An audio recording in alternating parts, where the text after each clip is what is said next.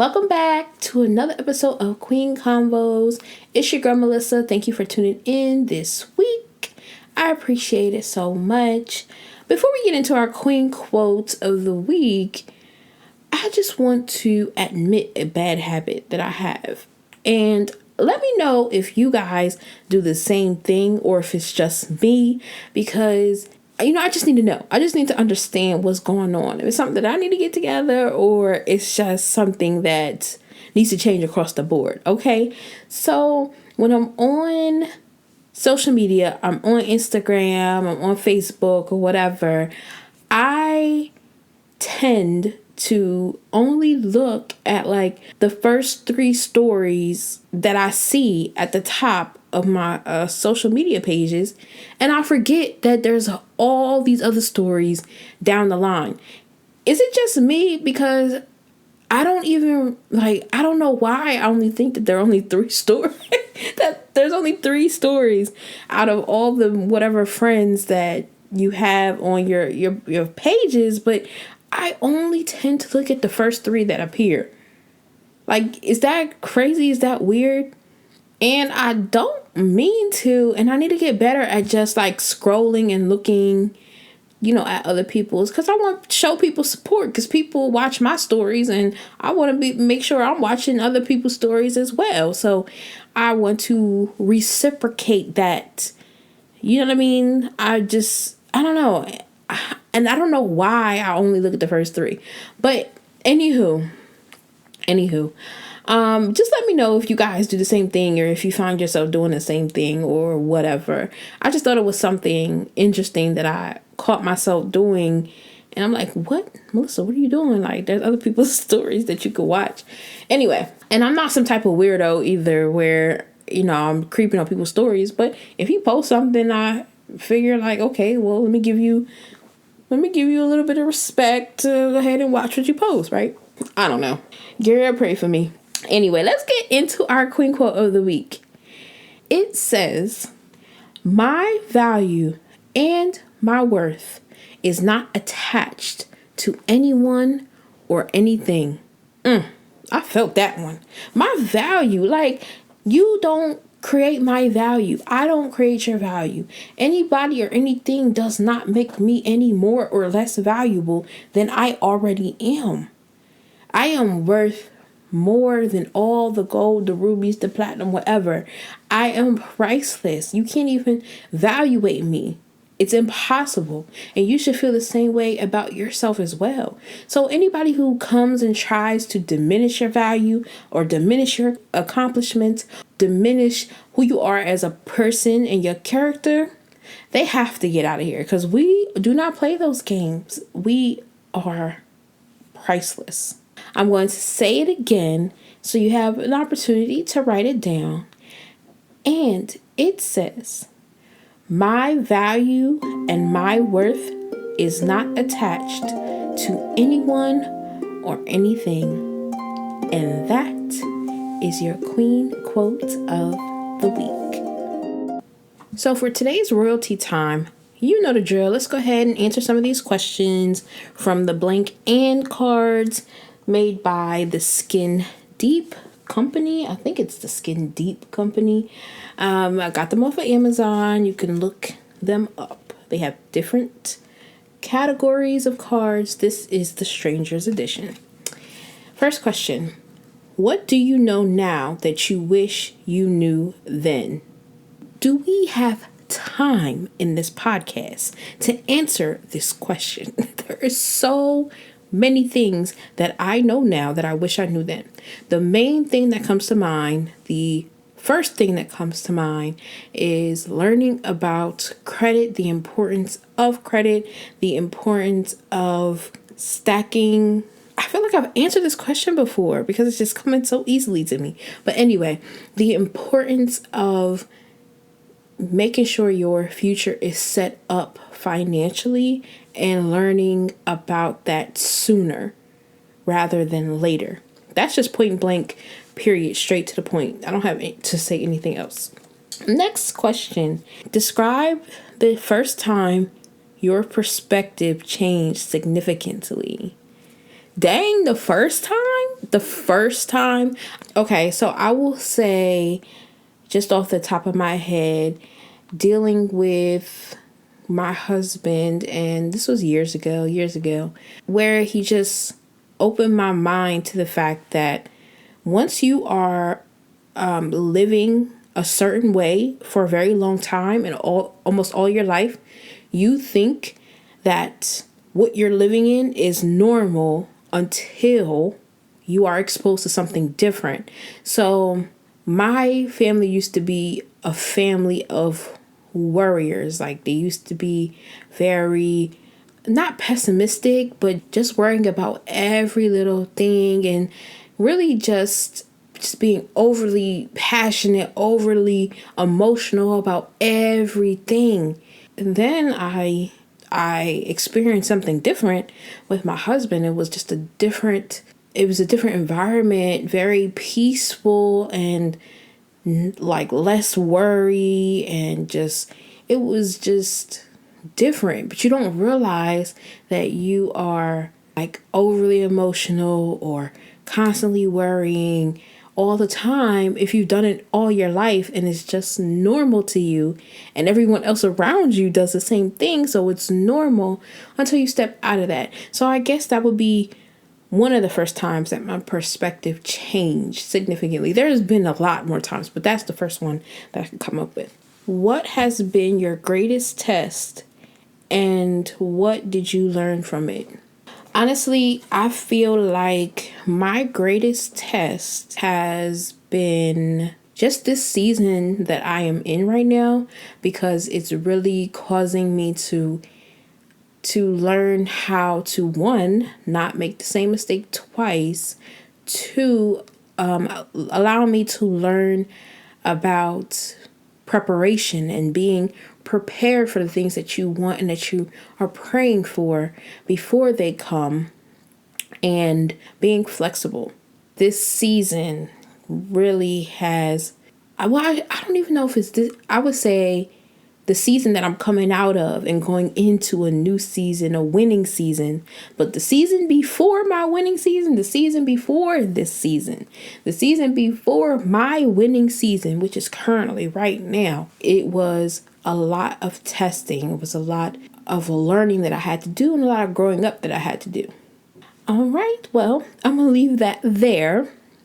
If you have a question for me, feel free to contact me at queenconvospodcast@gmail.com. You can hit me up on Facebook at Melissa Terrell. That's my personal page. Or you can hit me up on Instagram at Queen Convos Podcast, or TikTok, Queen Convos Podcast. Anywhere you want to hit me up. If you want to hit me up on YouTube, hit me up there in the comments or wherever. And I will get back to you. I will answer your question, and maybe I will answer your question on the next episode. Now you know what time it is. Baby, Your Majesty awaits. It's time for the Majesty Moment. So for this Majesty Moment, we are talking about the strong Black woman. I am a woman. I am a Black woman. I am a strong woman, right? In some instances, it's used as a badge of honor. Like, I am a strong Black woman, right? And in other instances, is used to demean, demoralize, and to diminish the pain that Black women go through on a daily basis. This episode is specifically dedicated to my Black queens out there, right? Really, this entire podcast is dedicated. It's an appreciation for the Black women out there, right? Although a lot of these concepts can apply to other demographics and other people, okay? I'm a Black woman, okay? That's the experience that I know. That's the experience that I have. So just so we are clear, this episode is specifically dedicated to my Black women, my Black queens, But those who are listening that are not Black women can take these topics, these lessons, these conversations, and can use it as knowledge, can use it as a tool, can use it as, at the very basic level, an understanding of our experience, a little piece of our experience, because you won't be able to experience or understand it fully because you're not a Black woman. That's just facts, period, okay?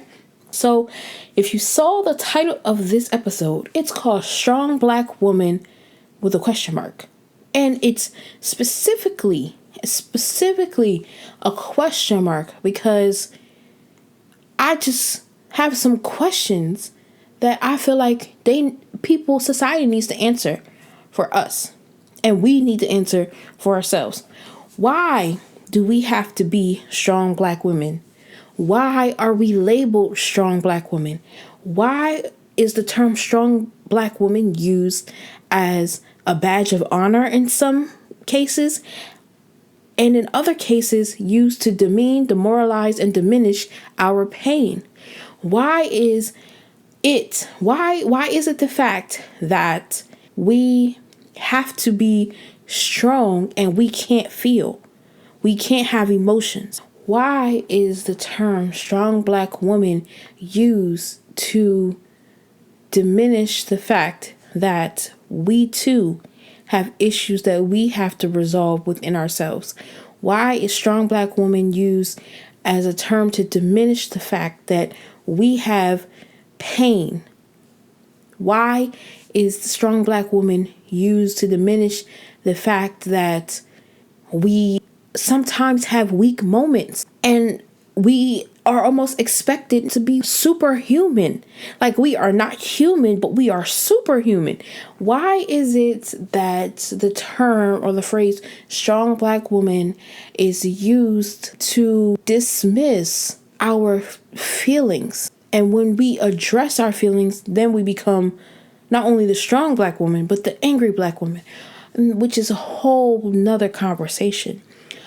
Why is it that the term strong Black woman is used as an excuse by men to justify why they can't love us or appreciate us? Why is the term strong Black woman used in a derogatory fashion to society when they pose us as a threat? The reality is that we have pain, we hurt, we are a woman at the end of the day. So that means we experience pain just like other women on this earth. We experience weak moments just like other women on this earth. We experience times where we need to be taken care of just like other women on this earth. We have emotions. We have valid emotions. We have valid pain. We also have valid strength. Okay? I mean, but just because we let our strength shine through doesn't mean that we don't experience other emotions and other issues like other women. We are strong because we were taught to be strong. We are strong because we had to be strong. We are strong because historically, we were put in situations where, because we didn't matter, and because we were not looked upon as equal, because we were looked upon as the lowest on the totem pole, we had to be able to pick ourselves up and rise out of the ashes. We had to carry everything and everybody on our back. Most times with no appreciation, sometimes with a lot of slander, sometimes with a lot of degradation, sometimes with a lot of pushback. Yeah, that's our experience. That's our experience. Being a strong Black woman is a beautiful thing. It's a beautiful thing to be a strong Black woman. I think what society needs to understand is just because we are strong, just because we are black, and just because we are a woman, we still need common courtesy. We still need common decency. We still need respect. We still deserve all of these things. Even the strongest person has weak moments. Even the person who can take as much pain as you can throw them still has a breaking point.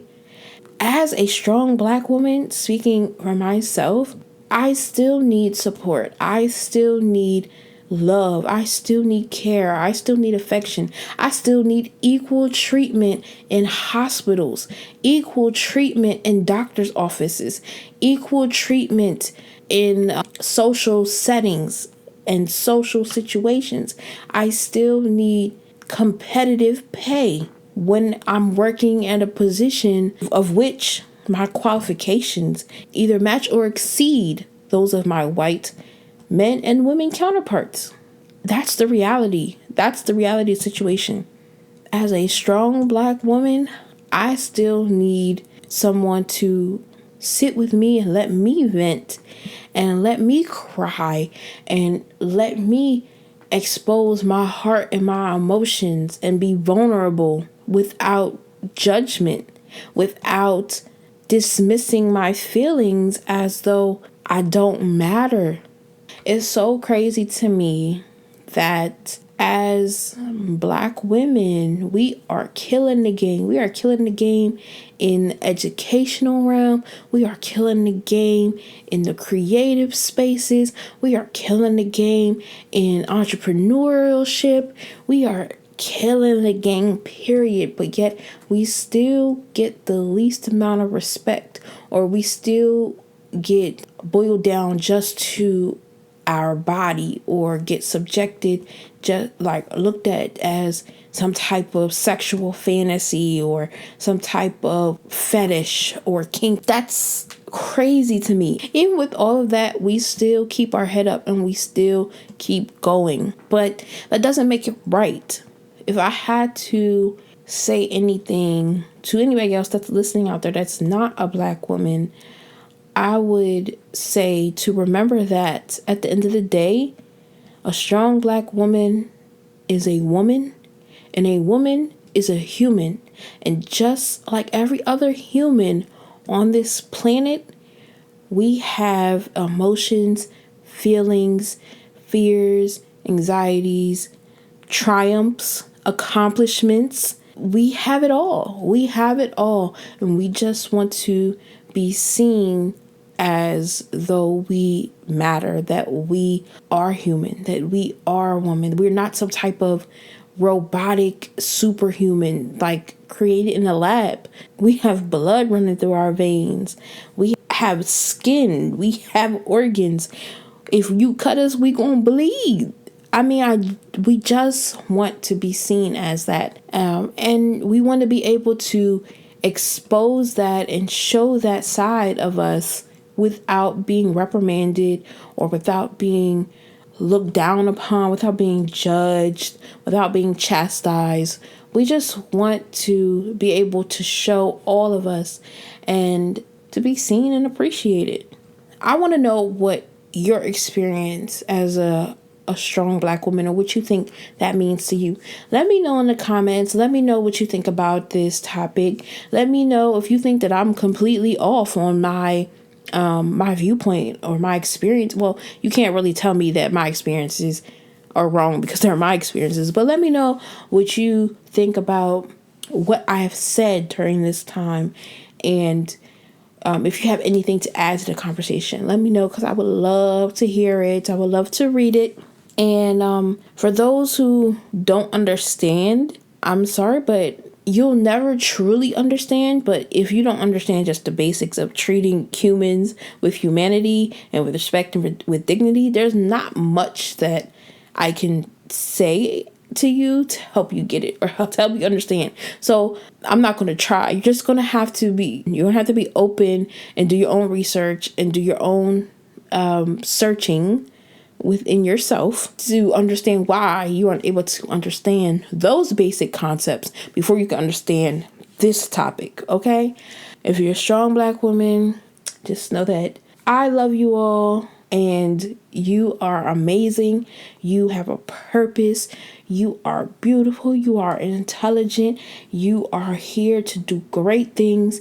And regardless of those who don't see it, the right people are meant to see it and they will see it in you. So you continue to thrive. You continue to shine. Open up your heart to those who are showing that they want to and that they're willing to support you in it.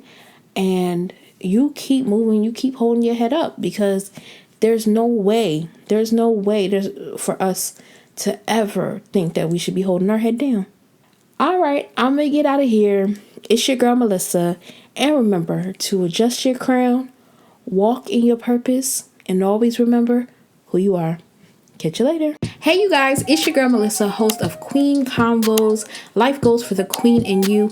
Thank you so much for listening. If you like what you heard today, please feel free. And matter of fact, go ahead and do your girl a favor and like, comment, subscribe. And if you're listening on Apple Podcasts, please go ahead and rate and review. I love you guys so much for listening, and I will see you later.